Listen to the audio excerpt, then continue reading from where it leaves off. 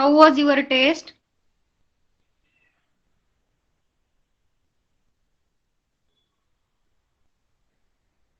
You have given a test na for history EVS 2, fifth EVS 2 ना. Fifth EVS 2 च कसं होता paper सगळ्यांचा? Oh nice. 13 मार्क्स. गुड.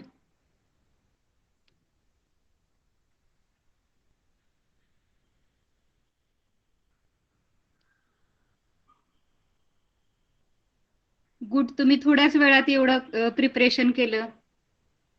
छान मार्क मिळाले. I think all are above 10 no. 11, 13, 10.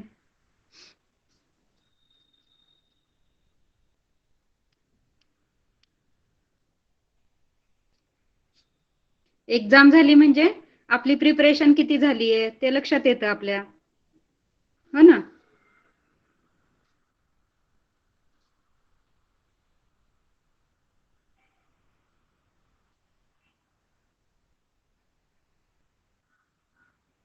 Very good. आपलं काय काय रॉंग आलंय ते परत रीड करायचंय, परत गो थ्रू करायचंय त्या पेजवरून, म्हणजे मग लक्षात येईल की कुठे कुठे आपल्या मिस्टेक झाल्या, कुठे कुठे सुधारणा झाली पाहिजे.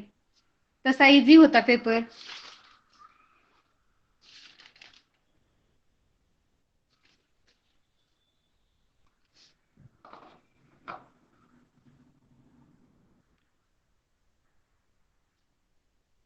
Now I am presenting the screen. सगळ्यांना आवाज येतोय प्रॉपरली? आवाज येतोय का आणि स्क्रीन दिसतीये का मला सांगा.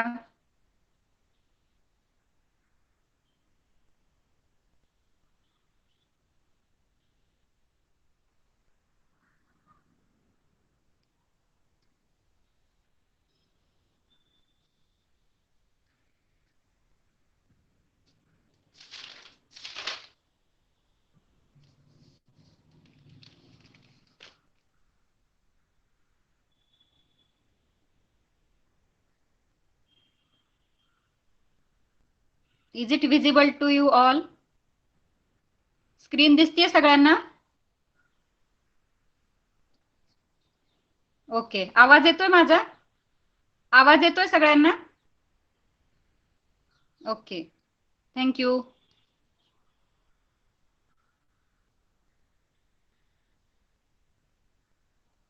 Have you all read that last part which we have learned last week?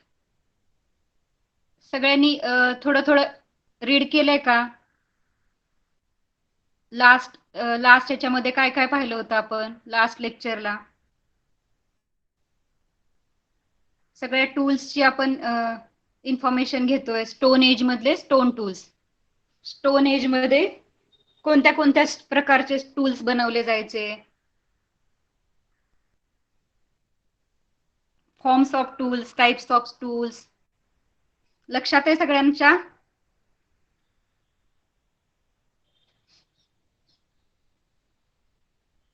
असे पॉइंटेड टूल्स बनवले जायचे, किंवा मग पेबल पासून, मोठ्या मोठ्या स्टोन पासून असे चॉपर, स्क्रॅपर वगैरे बनवले जायचे. Somewhere pointed and somewhere circular tools, circular shaped tools, and somewhere pointed tools. There are three stone age: old stone age, middle stone age, and new stone age. Old stone age means Paleolithic age, middle stone age means Mesolithic, and new stone age means Neolithic age. मग old stone age मध्ये कुणी tools बनवले होते? Homo हॅबिलिस आणि homo erectus मॅननी. ते कसे होते? एकदम बेसिक टूल्स होते, एकदम छोटे छोटे टूल्स, आणि एवढं त्याला एवढा शार्पनेस नव्हता, हो ना. एवढे हे नव्हते, कारण ते त्यांची तेवढी इंटेलिजन्स डेव्हलप नव्हता झालेला, त्यांना एवढी टेक्निक माहिती नव्हती, त्याच्यामुळे त्यांचे टूल्स पण बेसिक लेवलचे होते. नंतर होमो इरेक्टसचे टूल्स त्याच्यापेक्षा होमो इरेक्टस किंवा होमो हॅबिलिसचे टूल्स कसे होते त्याच्यापेक्षा ऍडव्हान्स्ड होते. होमो सॉरी निअँडरथॅल मॅनचे टूल्स, निअँडरथॅल अँड होमोसेपियनचे टूल्स कसे होते, ऍडव्हान्स्ड होते.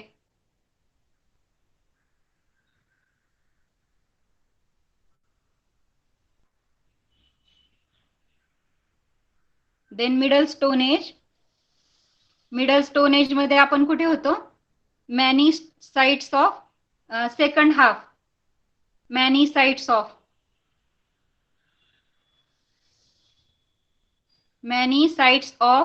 of the middle stone age have been found in India. Among the Bagar in Rajasthan, Bhimbetka in Madhya Pradesh, Langnaz in Gujarat and Patne in Jalgaon district in Maharashtra are well known ones.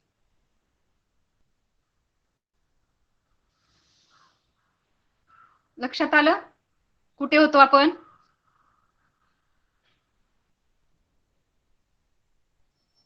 Okay, now we will start.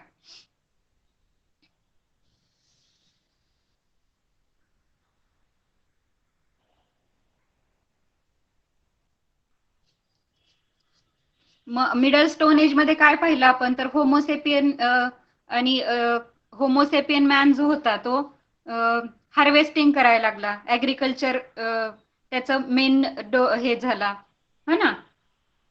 आणि मग तो काय करायला लागला, ऍनिमल्सला पण domesticate करायला लागला.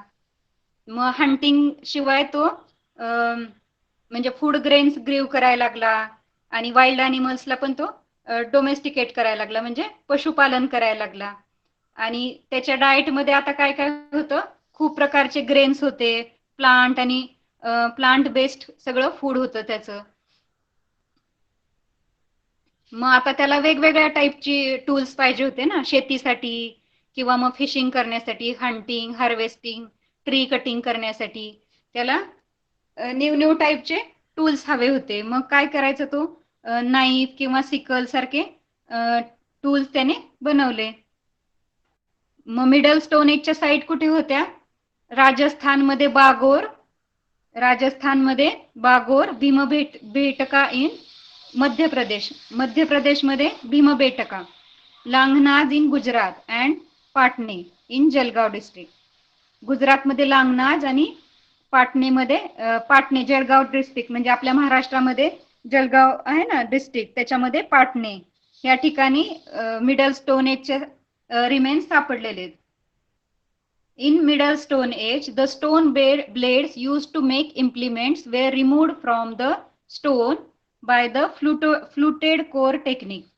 Flute means a long parallel sided depression on the stone and core means the original stone from which the blades are removed. म्हणजे काय करायचे, ते फ्लुटेड कोर टेक्निक यूज करायचे हे टूल्स बनवताना. इथे खाली दिसतंय कोन शेपचा आपल्याला एक दिसतोय, तो काय स्टोन आहे, तो ते ओरिजिनल स्टोन घ्यायचे आणि त्याला असे ते तसा शेप दिसतोय ना तुम्हाला, तशा टाईपचं ते त्याला एका दुसऱ्या टूल्सनी मारून मारून त्याचे असे हे करायचे, फ्लेक्स काढायचे. असे सर्कल शेप मध्ये दिसतायत तुम्हाला, कोन सारखा दिसतोय आणि बाजूनी हे दिसतायत तुम्हाला फ्लेक्स निघालेले दिसतायत त्याचे, तर तशा शेपचे ते टूल्स बनवायचे. Flute means long parallel sided depression, parallel line दिसतात ना अशा, त्याच्यावरती लाईन लाईन दिसतात, त्याला काय बोलायचं, फ्लूट.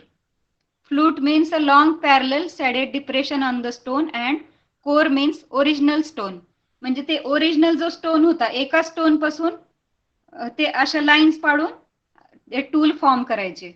वेगवेगळे टूल्स जोडलेले नसायचे, ते एकाच टूल मध्ये ते असे ते फ्लेक्स पाडायचे स्टोनचे आणि अशा शेपचा टूल बनवायचे. Core means original stone from which the blades are removed. After the blades were removed from the stone from all sides, the remaining core had a such flute on all sides.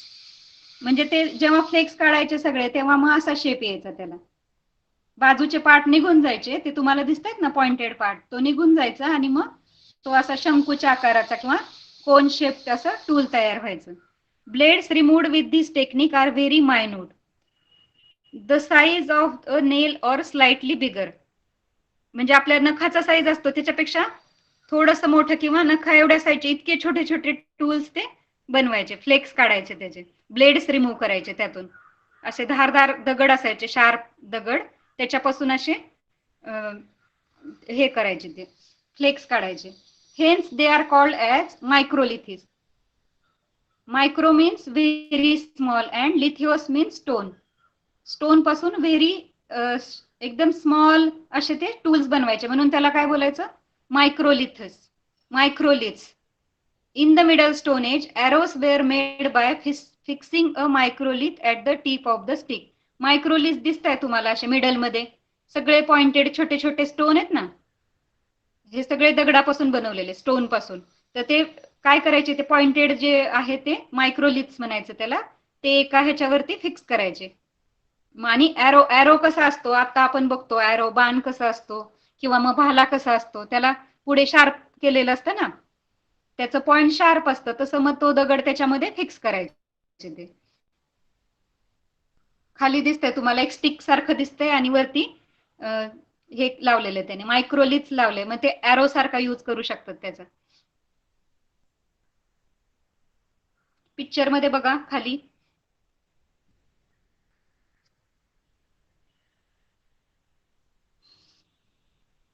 त्याला काय बोललंय त्यांनी, फ्लुटेड core technique. म्हणजे original stone पासून ते असे flex काढून parallel lines करायचे, त्याचे फ्लेक्स काढायचे आणि असा कोन शेप एक टूल बनवायचे, आणि मग ते पार्ट सेपरेट करून त्या स्टिक वरती ते फिक्स करायचे, ॲरो शेप, ॲरो बनवायचे त्याचं ते. New stone age, neolithic age. In this period, stone tools that were polished to give a smooth, shiny finish were made for the first time. New stone age मध्ये काय झालं, stone tools that were polish to give smooth, tools जे होते त्याला ते polish करू लागले, smooth shiny finish द्यायला लागले. As this was a new type of tool making technique, this period was named as New Stone Age. म्हणजे ही new technique होती त्यांची, स्मूथ करायचं, त्या टूलला स्मूथ करायचं, शायनी फिनिश द्यायची, मग त्याला काय बोललंय त्यांनी, new stone age. By the time of New Stone Age, agriculture and domestication of animals or animal husbandry had become a routine way of life. म्हणजे न्यू स्टोन एज मध्ये काय झालं, ऍग्रिकल्चर किंवा पशुपालन होतं. हजबंड्री म्हणजे पण काय, पशुपालन, ॲनिमल हजबंड्री. तर ह्या गोष्टी काय झाल्या, नॉर्मल झाल्या त्यांच्यासाठी, डे टू डे लाईफ साठी नॉर्मल रुटीन ऑफ लाईफ झालं, म्हणजे रुटीन बनलं त्यांचं. आता आपण बघतो आताचे शेतकरी कसं शेती करतात, त्याच्यासोबत त्यांच्या जवळ ॲनिमल्स असतात, शेळ्या कोंबड्या वगैरे असतात ना, गाई म्हशी वगैरे. तसंच मग न्यू स्टोन एज मधले पीपल पण सेम हेच करायला लागले, ऍग्रिकल्चर करायला लागले, डोमेस्टिकेशन करायला लागले, ॲनिमल हजबंड्री करायला लागले. Hunting was no more the major means of obtaining food. म्हणजे आता शिकार करायची गरज नव्हती राहिली त्यांना, शेती करायचे, मग ऍग्रिकल्चर करून फूड ग्रेन्स ग्रीव करायचे, ते म्हणजे फूड ग्रेन्स मिळायचे त्यांना, धान्य मिळायचं, मग ते साठवायचे धान्य, मग त्यांना आता जरूरत नव्हती हंटिंग वगैरे करायची, शिकार करायची गरज नव्हती. It became secondary to agriculture and animal husbandry. म्हणजे हे सेकंडरी झालं. फर्स्ट प्रायोरिटी काय होती त्यांची, शेती करायची आणि पशुपालन करायचं, ॲनिमल्स विकायचे घ्यायचे, त्याला आपण हजबंड्री बोलू शकतो, किंवा पशुपालन करणे. तर तो त्यांचा मुख्य व्यवसाय झाला, आणि हंटिंग काय झालं, सेकंडरी झालं. म्हणजे खूप थोडे लोक हंटिंग करायला लागले, पण मेनली सगळे लोक ऍग्रिकल्चर आणि ॲनिमल हजबंड्री करायला लागले. There are many sites of new stone age culture in India, especially along the Ganga river and in south India. मग न्यू स्टोन एजच्या साइट्स कुठे सापडल्यात इंडियामध्ये, इस्पेशली गंगा रिव्हर ना त्याच्या जवळ आणि साऊथ इंडियामध्ये, साऊथ मध्ये आणि गंगा रिव्हरच्या जवळ त्यांना न्यू स्टोन एजचे रिमन्स सापडलेले.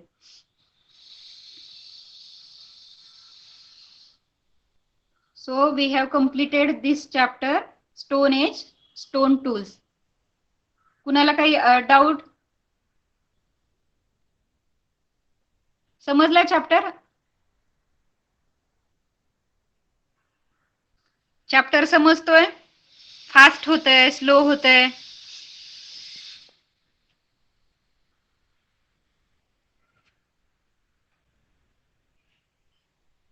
फास्ट होतंय?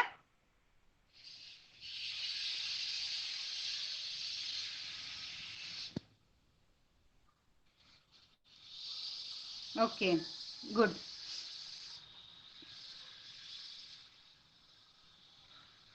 तर आपण क्वेश्चन्स बघूया. The period of which the tools that we find are mainly made up from stone is called. तर खाली त्यांनी ऑप्शन दिलेले आहेत, copper age, iron age, stone age. मग तुम्हाला तर माहितीच आहे, आपण इतका वेळ झाला कशावरती आपलं चॅप्टर? Stone age. मग त्याचा आन्सर काय येईल? Stone age. येस.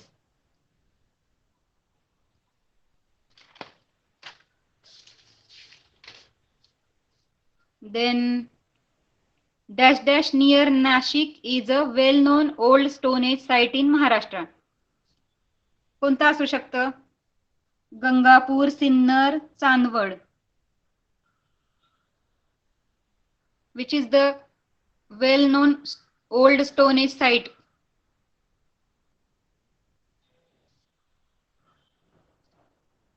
आठवतंय का लास्ट वीकचं? Yes, good, Gangapur.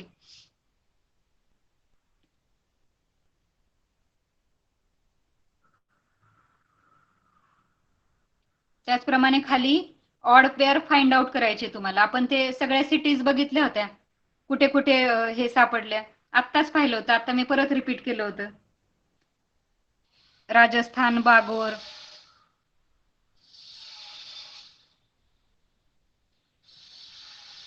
महाराष्ट्राचं मला वाटतंय बिजापूर दिलंय, ते रॉंग आहे. काय पाहिजे? पाटणे पाहिजे.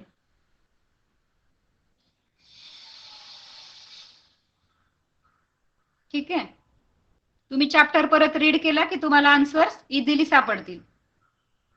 What did man use, how did man use the percussion technique?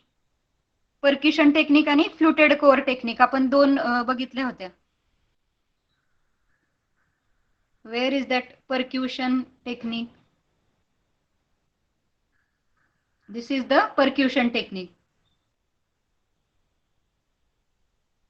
Old stone age मध्ये दिसते बघा. Homo habilis and Homo erectus, who belong to old stone age, both made their tools using percussion technique. What is in this technique? This technique involves beating or striking one large pebble against another to obtain stone flakes. त्याला बोलायचं परक्युशन technique. म्हणजे beating आणि beating और striking करायचे, म्हणजे मारायचे त्या stone वरती, मोठ्या पेबलनी मारायचे आणि मग स्टोन फ्लेक्स काढायचे. असे धारधार किंवा शार्पन असे फ्लेक्स काढायचे, त्याला बोलायचं परक्युशन टेक्निक.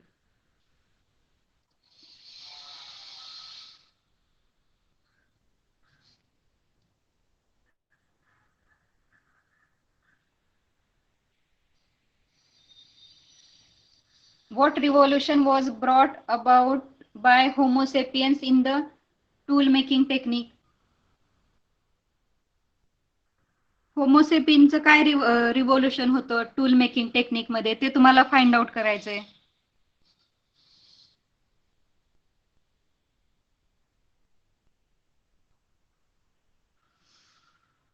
इकडे होमोसेपियन दिसतंय, नेम होमोसेपियन, त्याच्यामध्ये सापडून जाईल आपल्याला.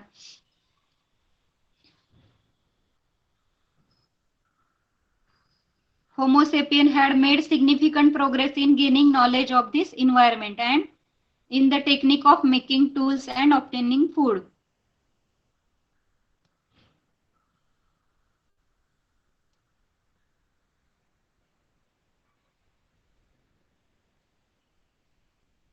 वरती. Homo sapiens brought about a revolution in the technique of making tools. He devise a technique of obtaining long and narrow blades of the stone. त्यांनी काय रिव्होल्युशन केलं की लॉंग आणि नॅरो ब्लेड्स त्याला मिळवता यायला लागले त्या टेक्निक पासून. टूल मेकिंग टेक्निकनी त्यांनी लॉंग अँड नॅरो ब्लेड्स मिळवायला चालू केलं होतं. That is the answer. Page number 27, first half part, first half.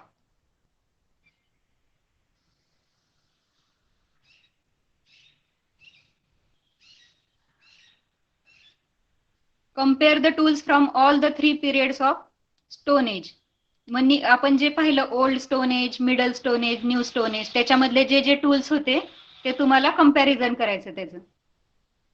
Three columns बनवायचे, old stone age, middle stone age आणि न्यू स्टोन एज. त्याच्यामध्ये कोणते कोणते टूल्सचे नेम्स काय आहेत, मग त्याचं स्पेशालिटी काय त्या त्या टूल्सची ती कंपेअर करायची. Which of the following modern machines has stone grinders? Mixer, flour mill, juicer.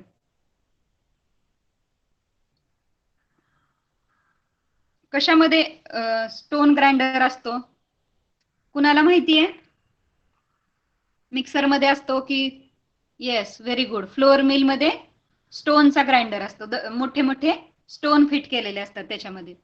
गिरणीमध्ये flour mill म्हणजे काय, पिठाची गिरणी असते ना, त्याच्यामध्ये स्टोनचा यूज केलेला असतो. ठीक आहे. आणि खालचे तुम्हाला प्लेसेस मॅप वरती बघायचे. ओल्ड स्टोन एजच्या साईट कुठे आहेत, न्यू स्टोन एजच्या, मिडल स्टोन एजच्या. आपण जे जे जे ते नेम्स बघितले सगळ्या साईट्सचे, ते मॅप वरती, इंडियाच्या मॅप वरती फाइंड आउट करायचे.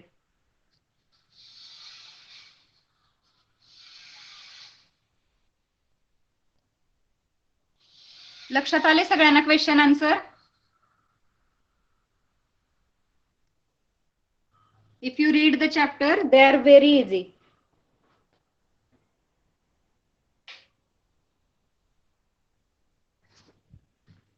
Okay. Now we will move to the next chapter. Next chapter बघूया आता आपण.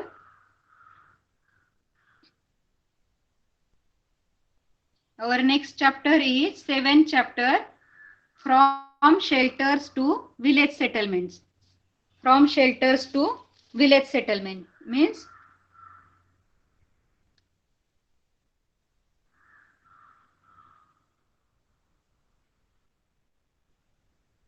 शेल्टर मीन्स काय, तर आपण म्हणतो ना टेंट वगैरे म्हणतो ना, तर त्याला शेल्टर. आणि टू विलेज सेटलमेंट म्हणजे ते जे न्यू स्टोन एज नंतरचे जे होते होमोसेपियन वगैरे, त्यांनी काय केलं,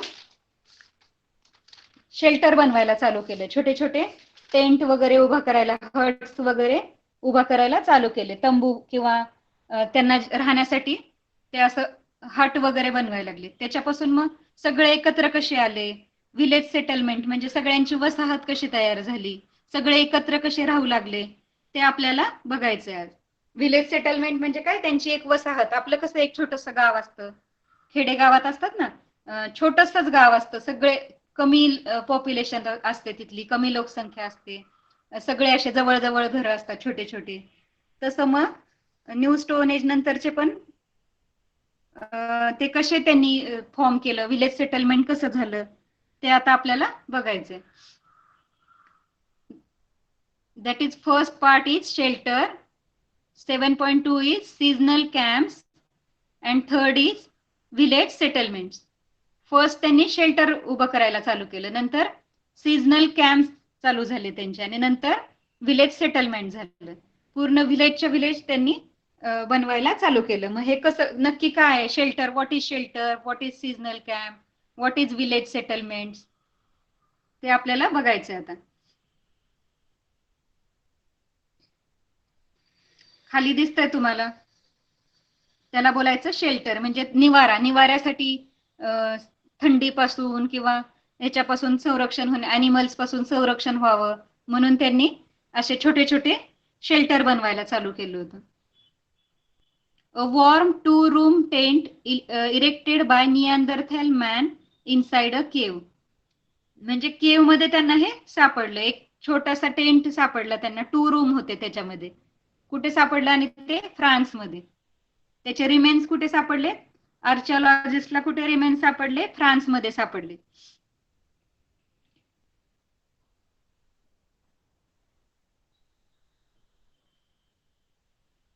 Now we will see what is shelter. In the 5th lesson, we saw that the Neanderthals lived mainly in caves. At that time, the climate in Europe was extremely cold. The Neanderthal could protect themselves from the freezing temperature because they wore leather clothing and made use of fire. Perhaps that was not enough. That is why they used animal hides to erect tents inside the caves for warmth. म्हणजे काय, last lesson मध्ये आपण पाहिलं की निअँडरथॅल man जो होता तो गुहेमध्ये राहायचा. ही लिव्ड इन केव्स, गुहेमध्ये राहायला लागला होता तो. At that times the climate in Europe was extremely cold.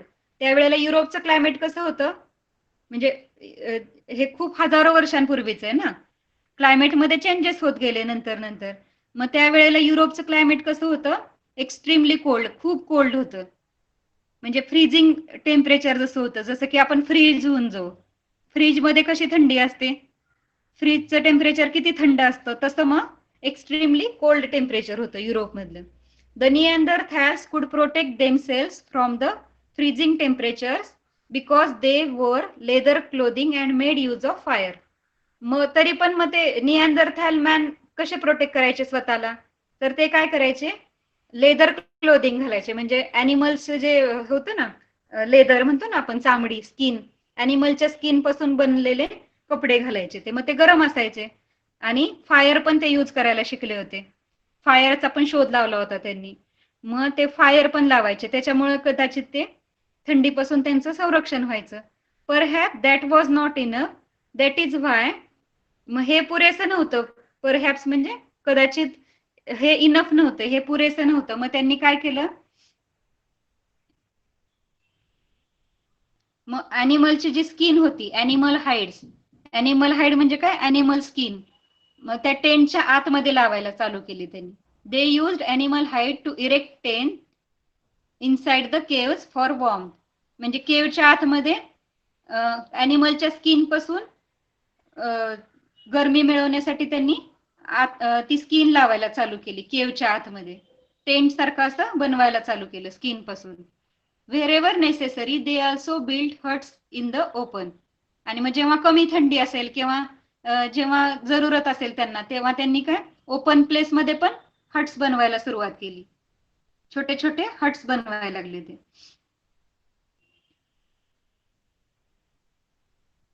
समजलं शेल्टर कसं होतं, अॅनिमलच्या स्किन पासून. केव मध्ये काय करायचे, ते अॅनिमलची स्किन लावायचे, म्हणजे त्यांना वॉर्म मिळेल, गरमी मिळेल त्यांना, म्हणून ते आतून स्किन लावायचे.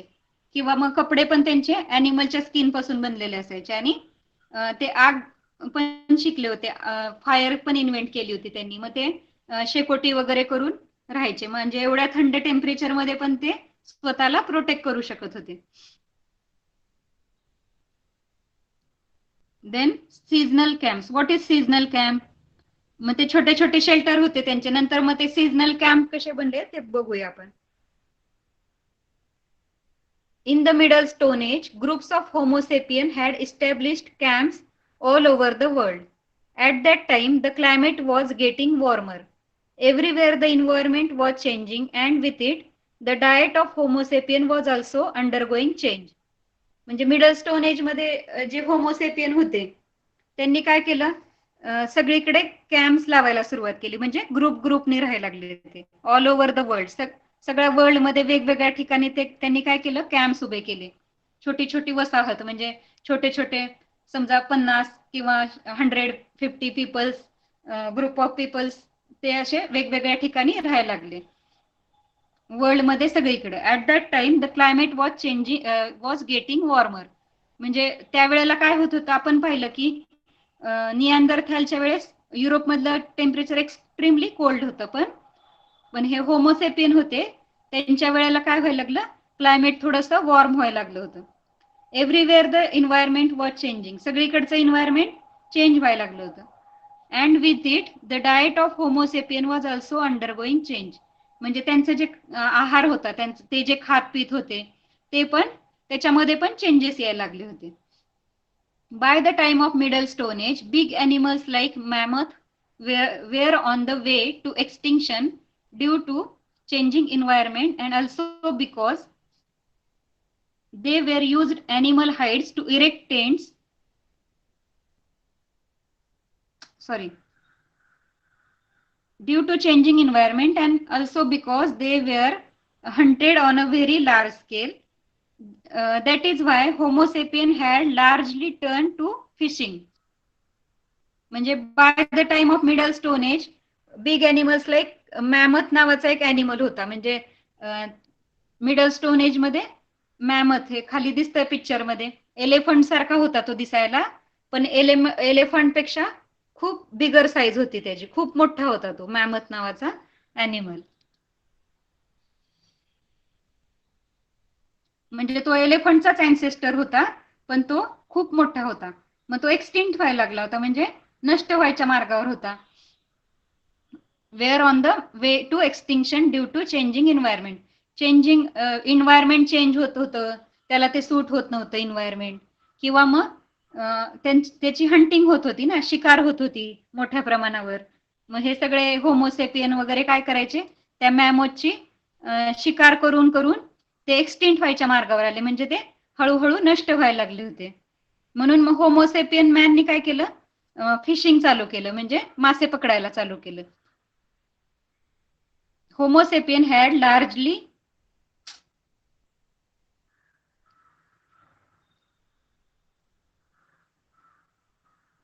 What happen.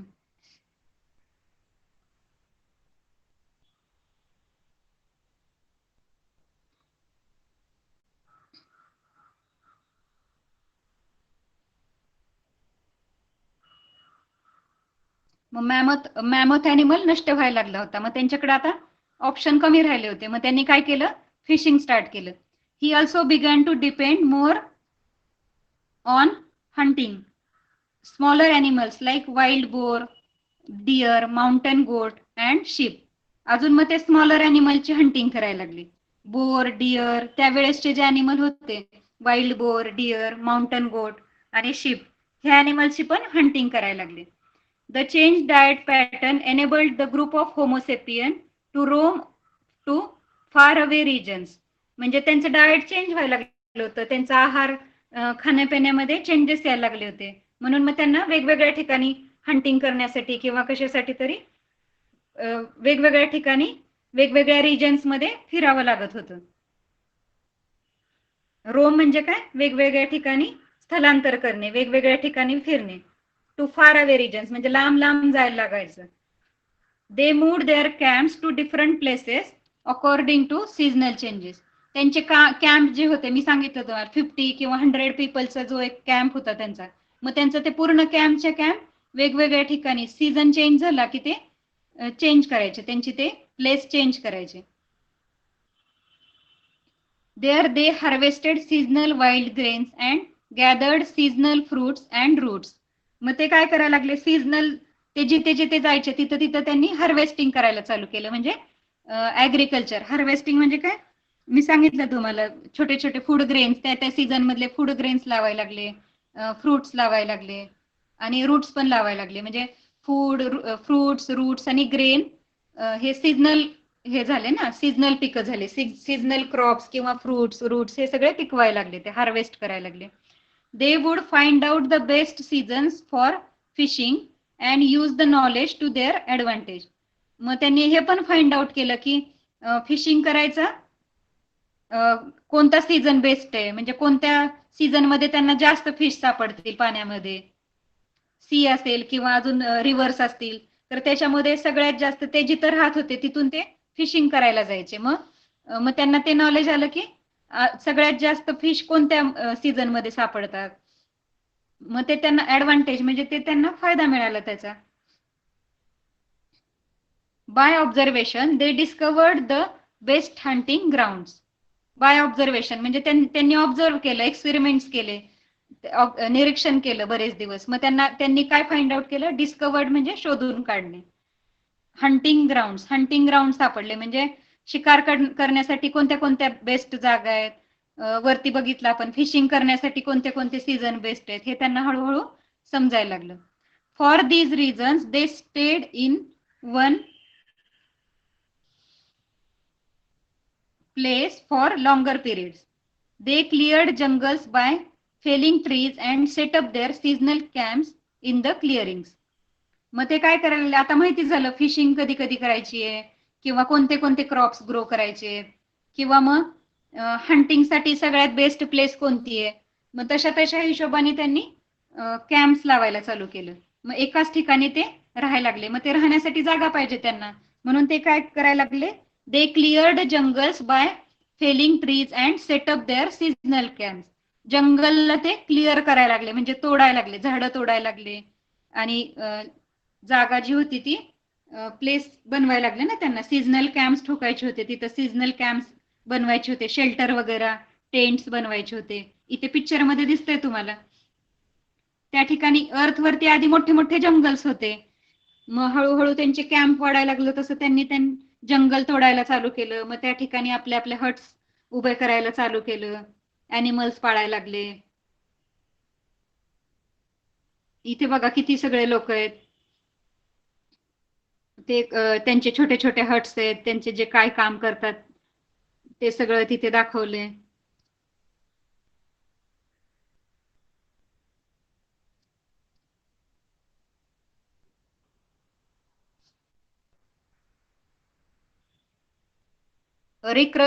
Reconstruction of a seasonal camp middle stone age.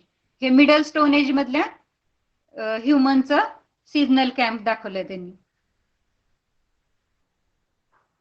आणि हे खाली येते reconstruction of a village settlement new stone age. आणि हे न्यू स्टोन एज मधले बघा किती ऍडव्हान्स, मिडल पेक्षा ऍडव्हान्स दिसत आहेत आपल्याला न्यू स्टोन एज वाले.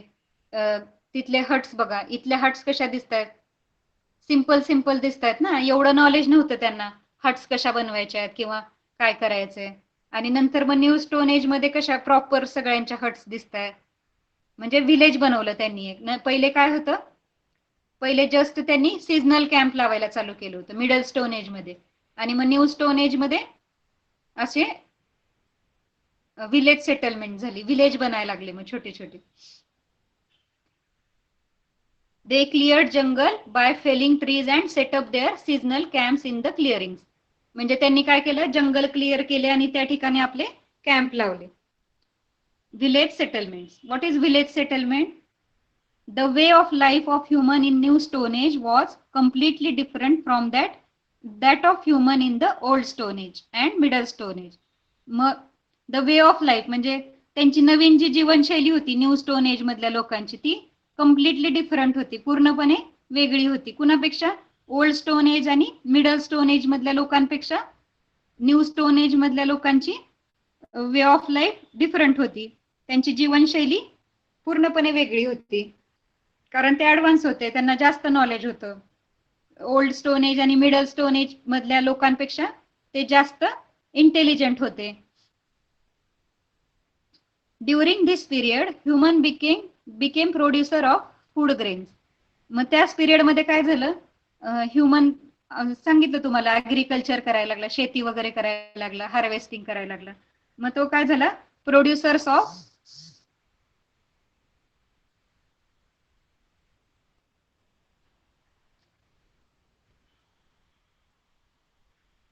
1 मिनिट.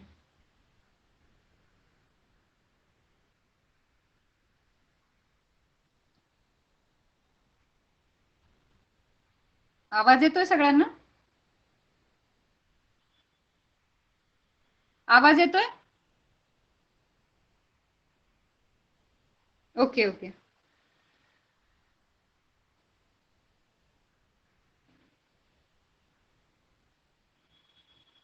आमच्या इथे खूप जोरात पाऊस येतोय, त्याच्यामुळे बहुतेक थोडासा रेंजचा प्रॉब्लेम होऊ शकतो.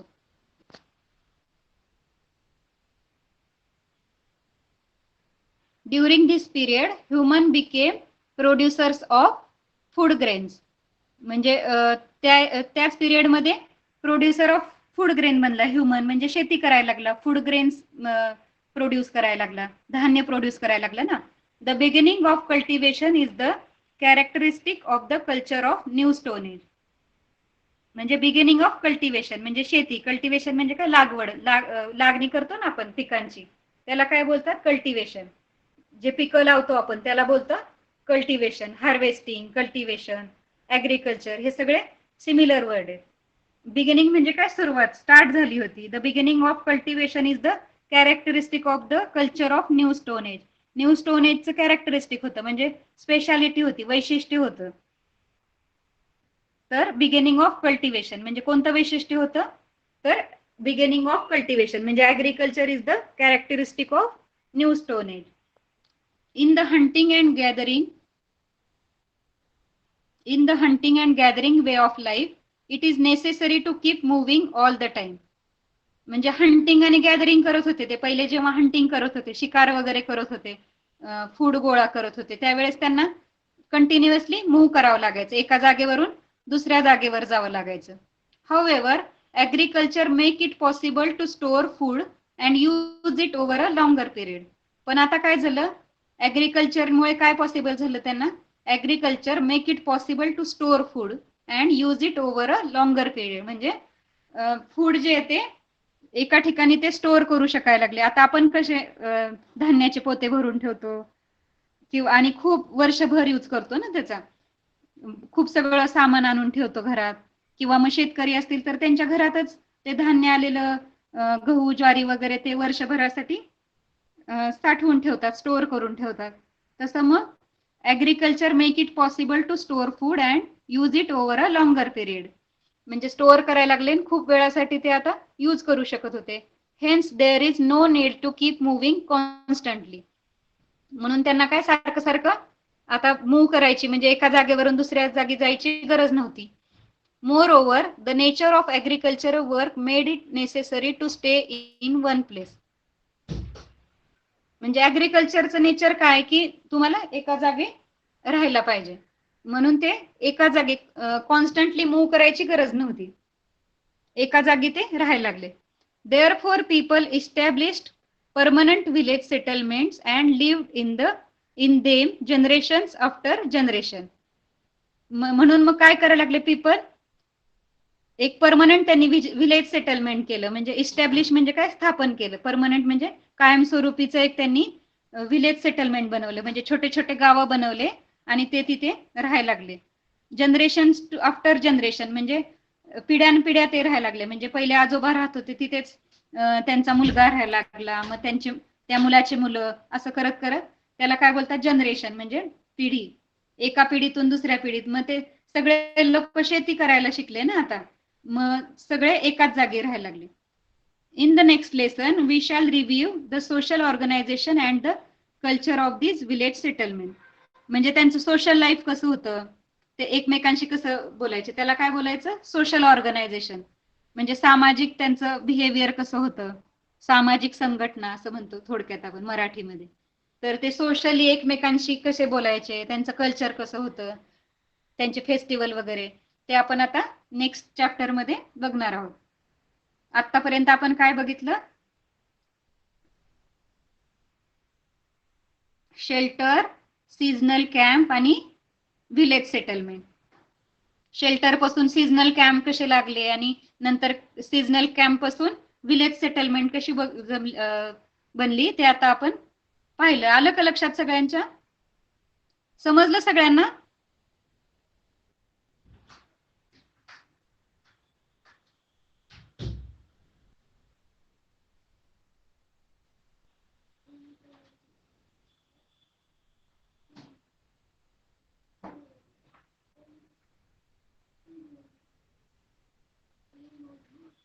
शेल्टर मध्ये आपण काय पाहिलं की निअँडरथॅल मॅनने काय केलं होतं, स्वतःला प्रोटेक्ट करण्यासाठी केव मध्येच एक छोटे छोटे शेल्टर्स बनवले होते ना. ॲनिमलची स्किन काढून आतमध्ये त्याच्या लावली होती त्यांनी त्या टेंट मध्ये किंवा शेल्टर मध्ये. मग असे छोटे छोटे शेल्टर्स बनवले होते. नंतर मग काय केलं त्यांनी, हळूहळू मग होमोसेपियन आणि काय चालू केलं, कॅम्प बनवायला चालू केलं. मग वेगवेगळ्या ठिकाणी ते मूव्ह करायला लागले ना, जसं जसं इन्व्हायरमेंट चेंज होईल तसं तसं. मग ते मॅमथ एक्सटिंक्ट व्हायला लागला. मग त्यांनी काय केलं, दुसरे जे अॅनिमल्स आहेत मग त्यांनी फिशिंग करायला चालू केलं. आणि दुसरे जे छोटे छोटे अॅनिमल्स आहेत, बोर, डिअर, माउंटन वगैरे, त्यांची हंटिंग करायला चालू केली. आणि मग जसं जसं त्यांना होमोसेपियनला वेगवेगळ्या रिजन्स मध्ये फिरावं लागायचं, जसं जसं हंटिंग करायचं असेल किंवा फिशिंग करायचं असेल, त्या त्या वेळेला त्यांना वेगवेगळ्या ठिकाणी, मग ते सगळे लोक ग्रुपनी वेगवेगळ्या ठिकाणी जायला लागले. मग त्यांनी त्याला काय बोललंय त्यांनी, कॅम्प, सीझनल कॅम्प. म्हणजे हे विंटरमध्ये एका ठिकाणी, समरमध्ये दुसऱ्या ठिकाणी गेले जिथे हे मिळते तिथे. मग एकीकडे थंडी आली की त्यांनी ती प्लेस चेंज केली, दुसरीकडे गेले, असं असं ते फिरायला लागले. आणि काय करायला लागले, सीझनल फ्रूट, सीझनल ग्रेन्स वगैरे ते जिथे जिथे राहायचे थोड्या काळासाठी तिथे तिथे त्यांनी चालू केलं. मग नंतर हळूहळू त्यांना हंटिंगच्या प्लेसेस किंवा फिशिंगचं बेस्ट सीझन कोणता आहे ते समजायला लागलं. आणि मग ते न्यू स्टोन एज मध्ये काय झालं, विलेज सेटलमेंट झाल्या. म्हणजे न्यू स्टोन एज मधला जो ह्युमन होता तर तो ऍग्रिकल्चर वगैरे करायला लागला. तर त्याच्यामुळे काय झालं, त्याला एकाच ठिकाणी आता जनरेशन टू जनरेशन, म्हणजे एका पिढीनंतर दुसऱ्या पिढीमधले सगळे लोक एकाच ठिकाणी राहायला लागले. आता सारखं सारखं त्याला फिरायची गरज नव्हती ना. तर ह्या 3 गोष्टी आपण पाहिल्या. समजल्या का? लक्षात आल्या? परत रिवाइज केलं मी शॉर्ट मध्ये. Which animal did the homo sapien mainly hunt? Homo sapien कुणाची हंटिंग करत होता मेनली?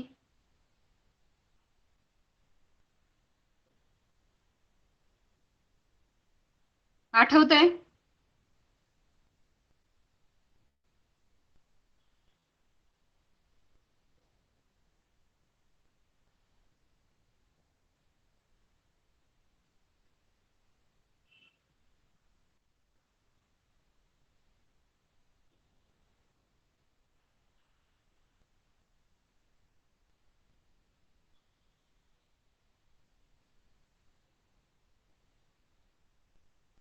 हंटिंग मॅमथच्या खाली दिसतंय, hunting smaller animals like wild boar, deer, mountain goat and sheep. Mainly कुणाची हंटिंग करायचा? Wild boar, deer, mountain goat and ship.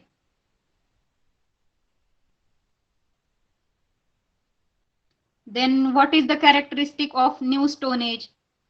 What is the characteristic of new stone age? आत्ताच आपण पाहिलं न्यू स्टोन एज मध्ये काय झालं होतं, characteristic पाहिली होती. लास्ट फर्स्ट हाफ मध्ये विलेज सेटलमेंट मध्ये last 2 lines, the beginning of cultivation is the characteristic of culture of new stone age in the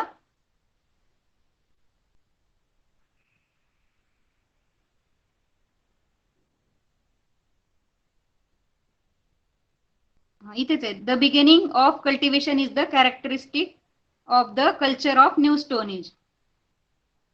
ती वन लाईन आन्सर आहे. म्हणजे कल्टिवेशनला चालू केलं ना न्यू स्टोन एज मधल्या पीपलनी, तेच त्याचं आन्सर आहे. कॅरेक्टरिस्टिक कोणती होती न्यू स्टोन एजची? Beginning of cultivation. Give reasons for the following. The diet of Homo sapien underwent a change. मग होमोसेपियनचं हे का चेंज झालं, डाएट कसं चेंज होत गेलं? होमोसेपियन मॅनचं डाएट कसं चेंज होत गेलं ते सांगायचं आपल्याला.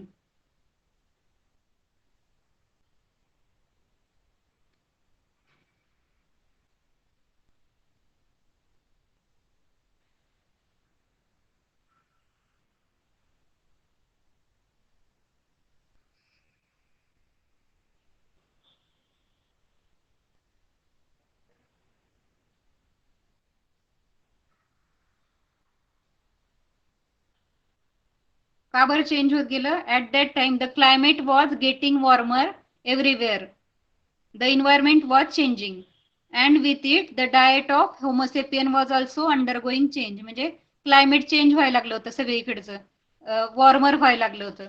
Day by day climate warmer व्हायला लागलं होतं, त्याच्यामुळे त्याचं डाएट पण चेंज होत गेलं. सीझनल कॅम्प मध्ये वरती पेज नंबर 30. चॅप्टर एकदा तुम्ही रिवाइज केला, रीड केला ना, तुम्हाला सापडून जातील सगळे answer. You will get all the answers.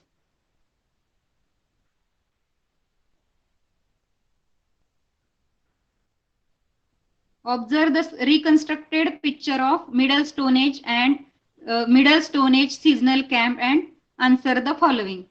मग तुम्हाला ते मी पिक्चर दाखवलं आता मिडल स्टोन एज मधलं सीझनल कॅम्पचं, त्याला परत एकदा गो थ्रू करायचंय, ऑब्झर्व करायचंय आणि describe the structure of houses in the picture. मग त्यात तिथले हाऊसेस कसे होते, what materials are use to construct the houses, what kind of job could the people in the seasonal camp have been doing, ते तुम्हाला सांगायचं.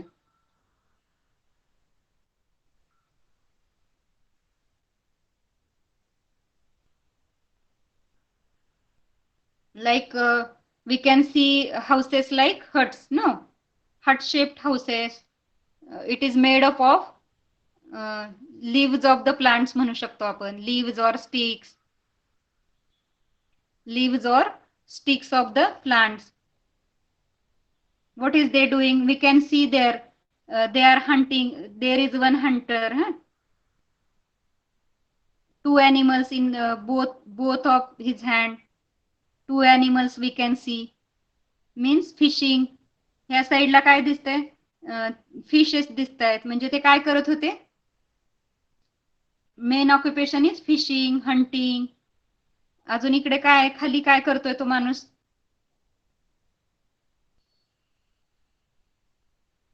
I think he is making tool.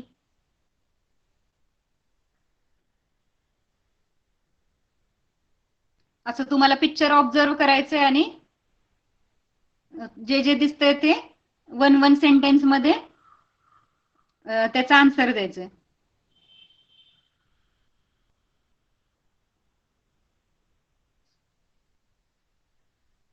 Write about the effect on your life of the seasonal changes in weather. मग write about the effect on your life, म्हणजे तुमच्या जीवनशैलीवरती काय effect होतो, काय परिणाम होतो जेव्हा सीझन चेंजेस होतात, जसं की विंटर आहे, समर आहे, किंवा मग रेनी सीझन आहे, तर मग आपल्यावर काय इफेक्ट होतो त्याचा. तर ते तुम्हाला तुमच्या वर्डिंग्स मध्ये ट्राय करायचंय की आपल्याला काय आठवतंय का. म्हणजे मी सांगितलं तर मी तर सांगू शकते तुम्हाला, पण तुम्हाला पण ते थोडंसं माइंड मध्ये तुम्ही विचार करायला पाहिजे ना. मग तुम्ही ते आन्सर राईट डाऊन करायचंय, नाही आलं तर मी नेक्स्ट टाइम सांगते तुम्हाला.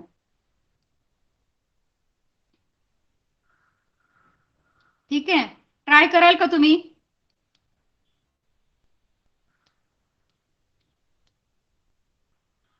Okay, good.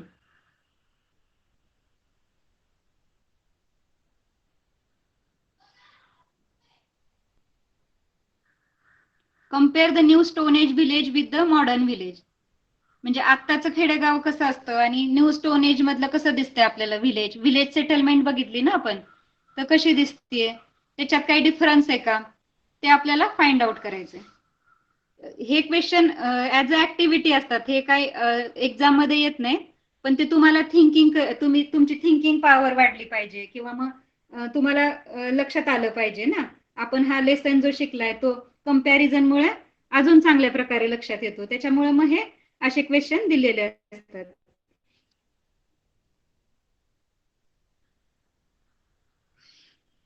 ऍक्टिव्हिटीज मध्ये काय, construct model of different type of houses, visit agriculture farm and collect information of the various agriculture tasks that farmer have to do. म्हणजे शेतामध्ये शेतीला भेट द्यायची आणि मग तिथले फार्मर्स कोणती कोणती कामं करतात शेतात ते बघायचे. किंवा मग construct model of different type of houses, म्हणजे वेगवेगळ्या हाऊसेसचं मॉडेल हे करायचंय. ह्या ऍक्टिव्हिटीज आहे तुमच्या राहिलेल्या वेळातल्या, ह्या ऍक्टिव्हिटीज आहे. तुम्ही कुठे एखाद्या शेताला भेट गेली तर तिथली दिली तर तिथल्या फार्मरला तुम्ही विचारू शकता. Visit 5 different types of houses in your locality and collect information about material used in the construction of houses.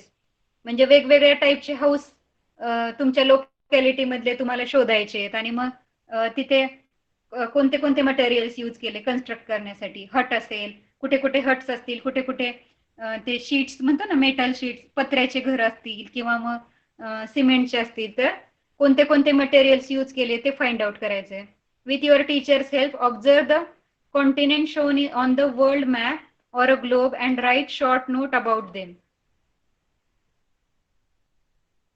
Continents म्हणजे हे आशिया खंड म्हणतो ना आपण, 7 कॉन्टिनेंट्स, आशिया, आफ्रिका, युरोप, अमेरिका. तर हे कॉन्टिनेंट्स ग्लोब वरती फाइंड आउट करायचे आणि त्याच्यावरती नोट लिहायची. दिस इज ओनली फॉर ऍक्टिव्हिटी. ठीक आहे, समजला चॅप्टर?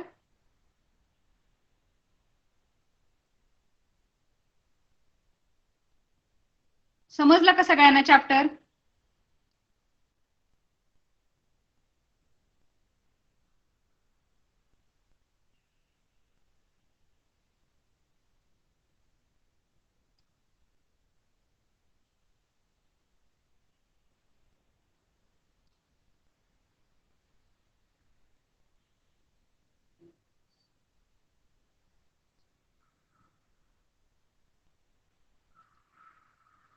कुणाला काही डाऊट असेल तर विचारा.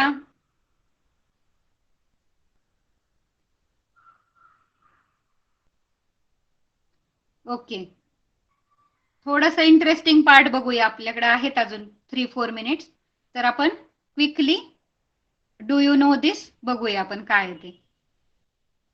मी जस्ट रीड करते आणि शॉर्ट मध्ये तुम्हाला समजावून सांगते. The earth is subject to cycles of glacials and interglacial periods. In the glacial period, most of the Earth's surface is covered with ice sheets and the climate is extremely cold and dry. The level of water in the sea falls because a lot of it is converted into ice. In interglacial period is the period between two glacial periods. During the interglacial period, a large part of the ice on the ground melts. Sea levels rise. The climate becomes warmer and more humid. When some regions in the world experienced a glacial, Asia and Africa experienced heavy rainfall. On the other hand, when some regions experienced an interglacial, Asia and Africa experienced poor rainfall. म्हणजे काय झालं, अर्थ वरती दोन period झाले. Glacial period झालं म्हणजे पूर्ण आईस होता अर्थ वरती. समुद्र सुद्धा, समुद्राचं पाणी पण आईस होतं सगळं. आणि नंतर कोणता एक पिरियड होता, इंटरग्लासियल पिरियड. म्हणजे 2 ग्लासियल पिरियड होते ज्या वेळेस सगळे आईस होते, आणि त्याच्यामध्ये एक इंटरग्लासियल पिरियड होता. त्यावेळेला काय झालं होतं, समुद्राचं पाणी मेल्ट व्हायला चालू झालं होतं. आईस मेल्ट म्हणजे आईस जो असतो माउंटन वरती तो मेल्ट व्हायला चालू झाला होता. मग त्यावेळेला काय झालं, क्लायमेट थोडंसं वॉर्म व्हायला लागलं. जेव्हा इंटरग्लासियल पिरियड आला, जेव्हा सगळं मेल्ट व्हायला लागलं, कारण की टेम्परेचर आलं असणार आहे, थोडीशी हीट वाढली असणार आहे एन्व्हायरमेंट मध्ये, म्हणून सगळं मेल्ट व्हायला लागलं होतं. सगळं पाणी वगैरे, तिथलं आईस मेल्ट व्हायला लागलं होतं समुद्रामधलं. तर त्याच्यामुळे ते क्लायमेट कसं झालेलं, वॉर्म झालं होतं. आणि त्याच्यामुळे काय झालं, आशिया आणि आफ्रिकेमध्ये काय झालं होतं, त्यावेळेला हेवी रेनफॉल व्हायला लागला होता.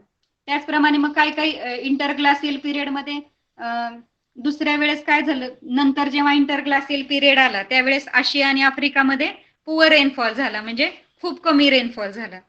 About 25 lakhs years ago, that is in the times of Homo habilis, the climate had started becoming extremely cold and dry. During the period from 18 lakh years to 11,000 years ago, there have been 4 major cycles of glacial and interglacial periods. This is also the period when history of human culture from old stone age to middle stone age took shape. म्हणजे असे 4 periods आले, इंटरग्लासियल, glacial, इंटरग्लासियल. म्हणजे ice बनायचा, परत melt व्हायचा, थोडस weather change झालं की मेल्ट व्हायचा, परत एक्स्ट्रीमली कोल्ड व्हायचं, मग परत थोडस मेल्ट व्हायचं आईस, असे पिरियड झाले. मग त्यामध्येच होमो हॅबिलिस होता ना त्यावेळेला. मग त्याचं कल्चर पण ओल्ड स्टोन एज पासून मिडल स्टोन एज पर्यंत चेंज होत गेलं. About 11,000 years ago the last glacial period came to an end. 11,000 इयर्सच्या पहिले लास्ट जो ग्लासियल पिरियड होता म्हणजे आईसचा पिरियड होता तो संपला. The climate started become warmer and more humid. म्हणजे आता जे आहे का आता ग्लासियल पिरियड नाहीये, आता कसं आहे वॉर्म आणि ह्युमिड आहे आपलं सगळं क्लायमेट. ते 11,000 इयर्स पूर्वी सगळं ग्लासियल पिरियड होता, सगळं आईस होता अर्थवरती. Agriculture and new stone age also began about the same time. त्याच्यामुळे मग ऍग्रिकल्चर वगैरे चालू झालं ना, कारण की आईस नव्हता आता अर्थवरती. ठीक आहे, तर इथे आज आपण थांबूया. होमवर्क करायचा आहे सगळ्यांनी. I will upload it in a Google classroom. Visit that page. Okay, bye everyone.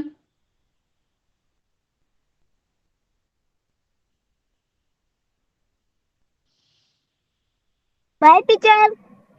Bye bye, good night. Bye bye teacher. Bye.